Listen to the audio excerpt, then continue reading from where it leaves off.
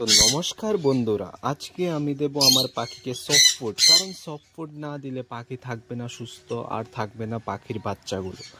তো যখনই পাখির বাচ্চা হবে সফট ফুড অবশ্যই দিতে হবে। আর আপনারা যদি জানতে চান সফট ফুড কীভাবে বানানো হয়, তাহলে ভিডিওর মধ্যে কমেন্ট করবেন, আমি দেখিয়ে দেব সফট ফুড কীভাবে বানাতে হয়। তো চলেন, আমি এখন খাঁচার ভিতরে ঢুকছি। আমার খাঁচার নাম সাগর এভিয়ারি।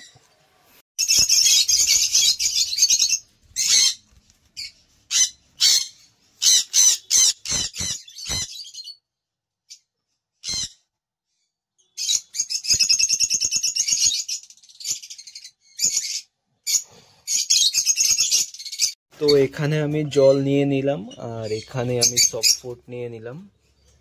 তো এখন আমি এগুলি পাখিকে দিয়ে দেব, তারা আনন্দের সহিত খাবে এবং ওদের বাচ্চাদেরকেও খাওয়াবে। সফট ফুড অবশ্যই দিতে লাগে, কারণ যখনই আমাদের বক্সে বাচ্চা হয়ে যায় পাখি, তখনই সফট ফুডটা দিতে হয়। না হলে পাখি যদি শুধু বিচি দানাটা খায়, তাহলে পাখি এটা হজম করতে পারে না এবং পাখি মারাও যেতে পারে।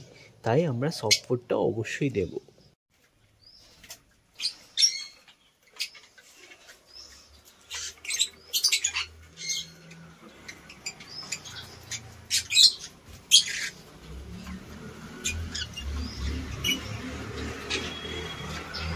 তো বন্ধুরা, আজকের জন্য ভিডিওটা এখানেই শেষ করলাম। আপনারা অবশ্যই ভিডিওটা লাইক করবেন, ভিডিওতে কমেন্ট করবেন, চ্যানেলটা সাবস্ক্রাইব করবেন, আর আমাকে অবশ্যই জানাবেন নেক্সট ভিডিও কিসের উপরে বানাবো।